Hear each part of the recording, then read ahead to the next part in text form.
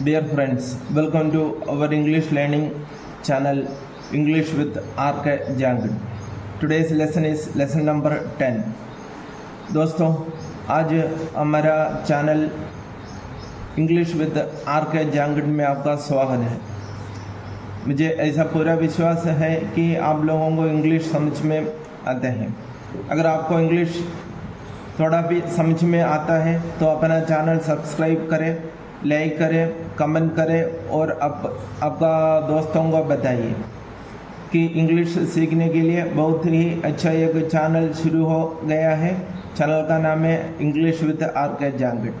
पिछला लेसन में मैंने आपको सिंपल प्रेजेंट में इंट्रोगेटिव सेंटेंस मैंने आपको बताया था। इंट्रोगेटिव सेंटेंस दो प्रकार का होता है, एक तो क्या से शुरू होता है और एक हिंदी वाक्यों में बीच में प्रश्न सूचक शब्द जैसे क्या, कब, क्यों, कैसे, उस प्रकार का आने वाले। हम पहले क्या से शुरू होने वाले सीख रहे हैं और क्या से शुरू होने वाले सभी हेल्पिंग वर्ब से शुरू होता है। सिंपल प्रेजेंट में हेल्पिंग वर्ब्स डस और डू होते हैं, आपको पता है। डस सिंगुलर के साथ और डू प्लूरल के साथ यूज़ करते हैं। चलो आज का क्लास शुरू करते हैं। पहला वाक्य यह है, क्या वह स्कूल पैदल जाता है। एक बार और मैं बोलूँगा, क्या वह स्कूल पैदल जाता है। आपको पता है सिंपल प्रेजेंट का पहचान क्रिया के साथ ता है, ती है, ता हूँ, ते है आदि आते हैं। क्या वह स्कूल पैदल जाता है, क्या देखने पर आपको पता चलेगा। यह एक प्रश्नवाचक वाक्य है और इसके साथ साथ प्रश्न सूचक चिन्ह यानी क्वेश्चन मार्क भी आए हैं। अभी आपको एक बार क्या को छोड़कर वह स्कूल पैदल जाता है, काम करने वाला वह और काम है पैदल जाना। पैदल जाना को हम इंग्लिश में बोलते हैं वॉक, WAL का वॉक। अभी सब्जेक्ट वह और जाता है देखकर आपको पता चल गया है, ये तो ही है। अभी सब्जेक्ट आपको पता चला ही यानी वह, यानी एक सिंगुलर सब्जेक्ट है। सब्जेक्ट यानी एक वाक्य में काम करने वाले।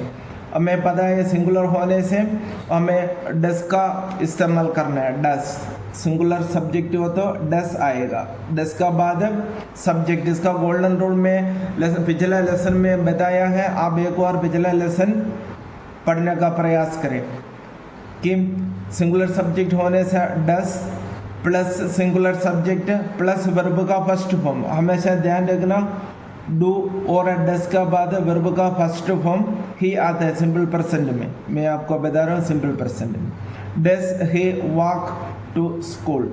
अपना सब्जेक्ट और वर्ब और अपना हेल्पिंग वर्ब का इतना ध्यान रखना, बाकी जो आता है वो आगे लिख लेना, कोई बात नहीं। डस ही वॉक टू स्कूल, क्या वह स्कूल पैदल जाता है। आ गया ना समझ में आपको।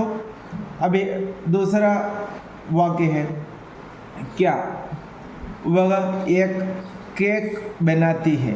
ती है, आपको पता है ती है देखकर आपको पता चलता है कि यह सिंपल प्रेजेंट में एक प्रश्न सूचक वाक्य है, क्योंकि क्या से शुरू हुआ है और अंत में प्रश्न सूचक चिन्ह यानी क्वेश्चन मार्क भी आया है। अभी पता चले वह एक केक बनाती है, ती है आया तो आपको पता है लड़की के लिए यानी शी। एक वचन है, हमें एक वचन हो तो हमें हेल्पिंग वर्ब डस से शुरू करना है। पहले मैं आपको बताया था, इधर ही आया इधर शी आया। डस शी मेक ये केक, केक को हम केक ही बोलते हैं, एक को हम ये बोलते हैं। डस शी मेक ये केक, क्या वह एक केक बनाती है।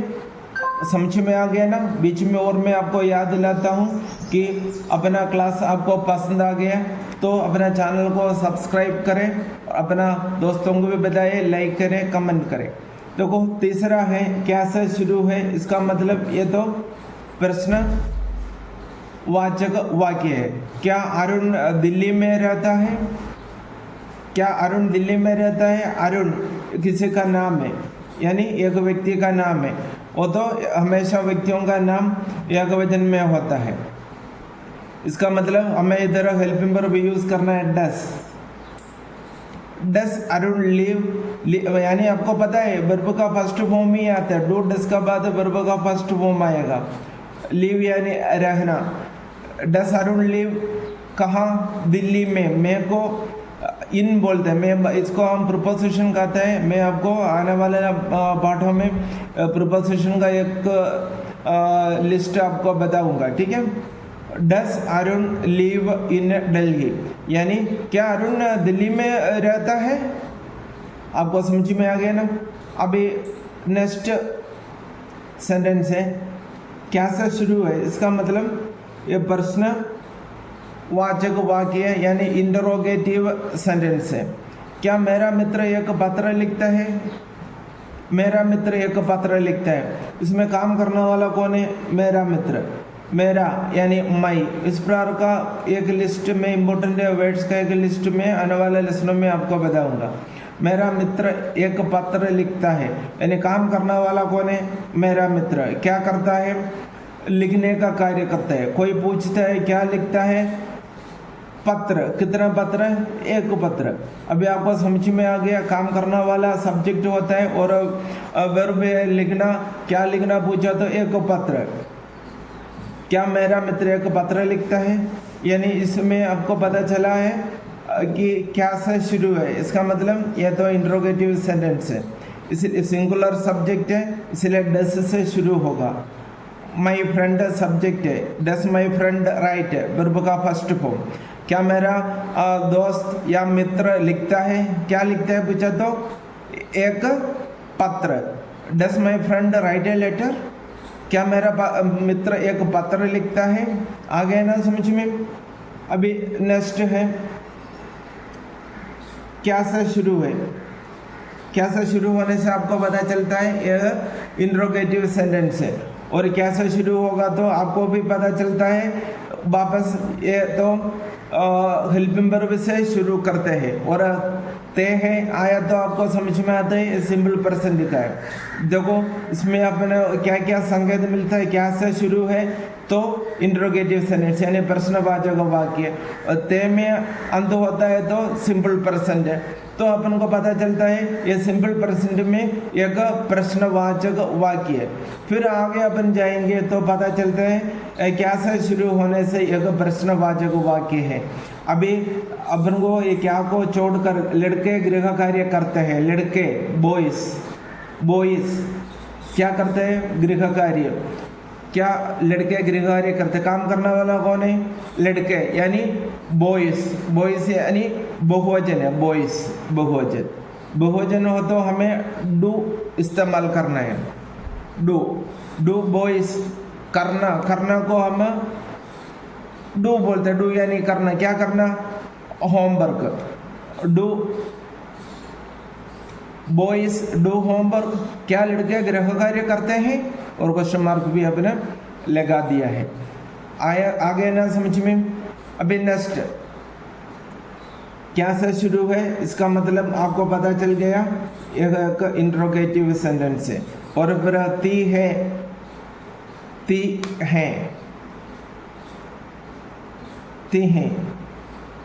है आया तो आपको पता चलता है ये तो सिंपल प्रेजेंट में एक वाक्य है। क्या मम्मी कमरा साफ करती हैं? यानी क्या से शुरू है? इंट्रोगेटिव सेंटेंस ती है देखकर आपको पता चला सिंपल प्रेजेंट, यानी सिंपल प्रेजेंट में एक प्रश्नवाचक वाक्य। सिंपल प्रेजेंट में क्या से शुरू होने वाला एक प्रश्नवाचक वाक्य। क्या? तो मम्मी सिंगुलर है, यानी अपन को सिंगुलर के साथ डस हेल्पिंग वर्ब का इस्तेमाल करना है, डस। और काम करने वाला कौन है? मम्मी भी अपन स्पोकन इंग्लिश में ही लिख सकते हैं। इधर मैंने मदर लिखा है। क्या मम्मी कमरा साफ करती है? डस मदर। साफ करने को हम बोलते हैं क्लीन। साफ करना, क्लीन। क्या? The room. एक पर्टिकुलर कमरे के लिए, खास कमरा के लिए, इसलिए द इधर यूज किया है। क्या मम्मी कमरा साफ करती है? डस मदर क्लीन द रूम। आगे ना समझ में। अगला है क्या से शुरू है, आपको पता है यह पर्सनल सूचक शब्द क्या से शुरू होने वाले प्रश्नवाचक वाक्य है। देखो ते है आ गया तो आपको समझ में आ गया। ये तो सिंपल प्रेजेंट में क्या से शुरू होने वाले एक प्रश्नवाचक वाक्य है। क्या से शुरू होगा तो आपको पता है, उसी टेंस का अनुसार उसी टेंस में आने वाले हेल्पिंग वर्ब से हम शुरू करते हैं। सिंपल प्रेजेंट का हेल्पिंग वर्ब डस और डू, एक वचन है तो डस, बहुवचन है तो डू। इसमें देखो क्या को एक बार छोड़कर वे बगीचे में बैठते हैं। वे यानी इधर कौन है, बैठने वाला कौन है, वे यानी इधर सब्जेक्ट यानी कर्ता होते हैं। वो क्या करते हैं, बैठने का कार्य करते हैं, बैठने का कार्य। और कहाँ है, बगीचे में। और में यानी इन, और बगीचे को हम बोलते हैं गार्डन। क्या वे बगीचे में बैठते हैं, वे को हम बोलते हैं दे। आपको पता है वे को हम बोलते हैं दे यानी एक वे यानी एक से ज़्यादा लोगों के लिए अपन संकेत दे रहे हैं, इसलिए ये प्लूरल है। प्लूरल के साथ हेल्पिंग वर्ब हम डू लगाते हैं। Do they sit in the garden, क्या वे गार्डन में बैठते हैं। देखो सिट वर्ब का फर्स्ट फॉर्म, फिर बाकी अपन ऐसा ही ले लो। अपन मुख्य रूप से हेल्पिंग वर्ब सब्जेक्ट और वर्ब का पहचान होना चाहिए, बाकी उसी प्रकार आप लिख सकते हो। अभी helping verb in main verb अपना सिट है और हेल्पिंग वर्ब डू है। इन यानी प्रीपोजिशन है, प्रीपोजिशन का एक लेसन आगे हम करेंगे। देखो 8th वाला, 8th बाकी वाक्यों के जैसे ये भी क्या से शुरू है। क्या से शुरू हो तो आपको पता है, ये तो इंट्रोगेटिव सेंटेंस हेल्पिंग वर्ब से शुरू होने वाला है। यानी क्या से शुरू होने वाला, सभी अंग्रेजी बनाने के लिए, सभी हिंदी का अंग्रेजी बनाने के लिए उसी टेंस का अनुसार जो हेल्पिंग वर्ब उसी टेंस में अपन यूज़ करते हैं, उसके अनुसार अपना वाक्य अंग्रेजी में अनुवाद करने का समय या बोलने का समय शुरू करना। इधर देखो टेंस का पहचान कैसे करते हैं। अभी ज़्यादा प्रॉब्लम नहीं है क्योंकि अभी हम सिंपल प्रेजेंट में ही सीख रहे हैं। देखो ते हैं, ते आने से आपको पता चल गया है कि यह सेंटेंस सिंपल प्रेजेंट का है। और अभी देखो सब्जेक्ट अध्यापक है, एक वचन का रूप में बहुवचन का रूप में अपन इस्तेमाल कर सकते हैं। इधर अपन इसको एक वचन का रूप में इस्तेमाल किया है, इसलिए अपन इधर डस यूज किया है। डस अध्यापक क्या पढ़ाते हैं, अंग्रेजी पढ़ाते हैं। देखो डस द टीचर, क्योंकि एक खास टीचर के लिए इसलिए द का इस्तेमाल किया। डस द टीचर क्या करना, टीच यानी पढ़ाना। डस द टीचर टीच, क्या अध्यापक पढ़ाते हैं, क्या पूछा तो इंग्लिश, क्या अध्यापक इंग्लिश पढ़ाते हैं। और इधर अपन ये बहुवचन के रूप में भी इस्तेमाल कर सकते हैं। उस समय क्या करेंगे अपन, डू द टीचर्स बहुवचन हो जाएगा, टीच इंग्लिश, ऐसा भी हम लिख सकते हैं। इधर हम इसे सिंगुलर के रूप में इस्तेमाल किया, इसलिए does the teacher teach English लिखा है। अभी नेक्स्ट है 9th वाला। इधर भी आप ध्यान से देखो, ये क्या से शुरू हुआ है वाक्य, क्या से शुरू हुआ है और ती है, देखकर आपको पता चलता है ये सिंपल प्रेजेंट का है। तो इसमें काम करने वाला कौन है, लड़कियाँ। लड़कियों को हम बोलते हैं गर्ल्स, और गर्ल्स यानी बहुवचन है, लड़कियाँ यानी एक से ज़्यादा है, इसलिए हम आपको पता चलेगा सब्जेक्ट बहुवचन है यानी प्लूरल है। प्लूरल हो तो हमें डू से शुरू करना है, डू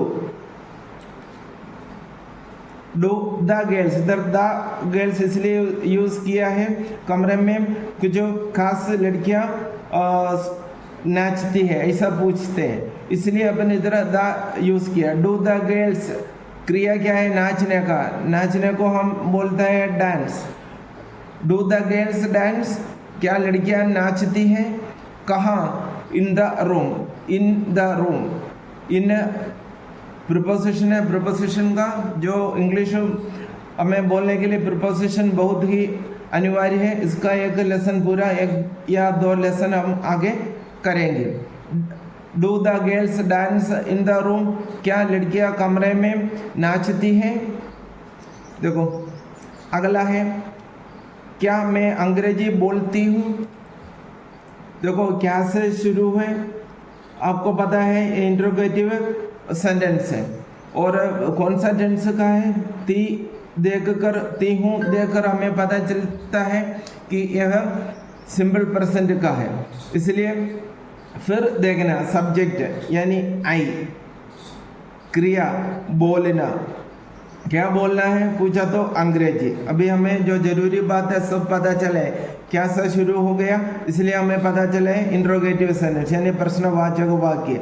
और ती देख रहा या ती हूँ देख रहा या तो समझ में आया है, ये सिंपल प्रेजेंट का है। और सब्जेक्ट है आई, आई के साथ हमेशा ध्यान रखना डू का इस्तेमाल होता है। डू आई स्पीक, क्या मैं बोलता हूँ या बोलती हूँ क्या इंग्लिश, इसलिए आपको पता चला डू आई स्पीक इंग्लिश, क्या मैं अंग्रेजी बोलती हूँ। इन सभी हेल्पिंग वर्ब से शुरू होने वाले ये सभी वाक्यों का अंग्रेजी बनाना आपको समझ में आ गया।